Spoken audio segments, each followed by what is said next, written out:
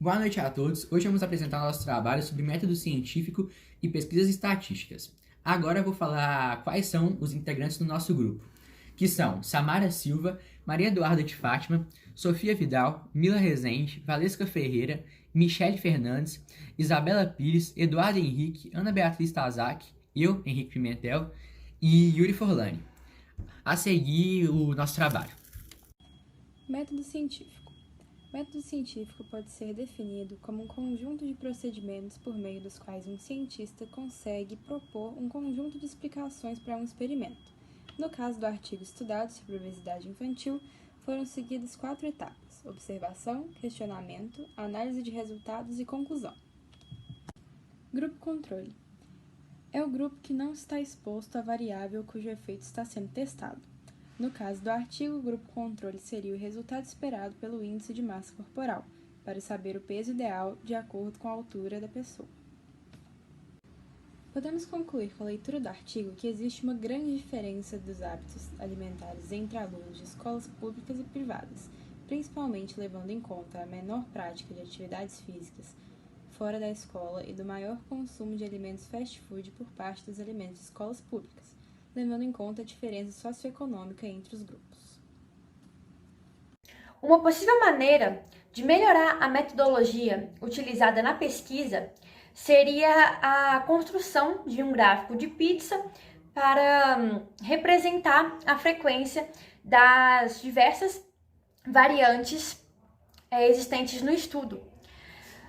Desta maneira, seria mais fácil visualizar do que um gráfico em forma de tabela, já que temos uma divisão mais separada das amostras por cores diferentes.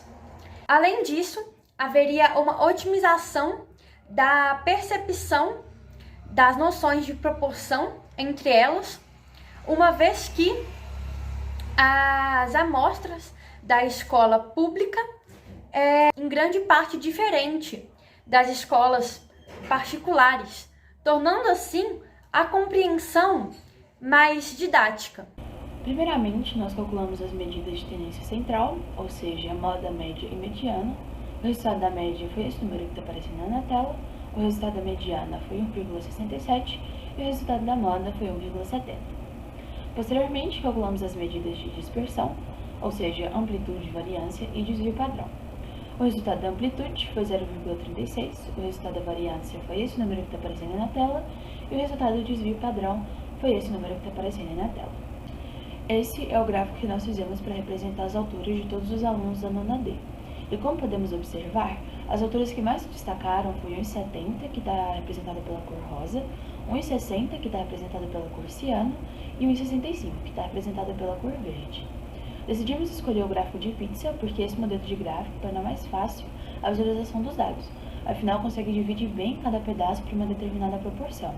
Assim, qualquer pessoa consegue dimensionar as quantidades referentes às categorias inseridas na tabela de origem. Estes são os gráficos que fizemos para representar os alunos da nona D separados entre sexo. Esse primeiro gráfico representa as alturas das meninas, onde a menor altura é 1,50 e a maior altura é 1,73. O segundo gráfico representa a altura dos meninos, onde a menor altura é 1,65 e a maior altura é 1,86. Decidimos escolher o gráfico de colunas porque ele é muito usado para comparar quantidades, e a sua disposição facilita bastante na compreensão dos dados apresentados. Eu vou falar um pouco sobre o valor P e a importância desse valor para a amostragem.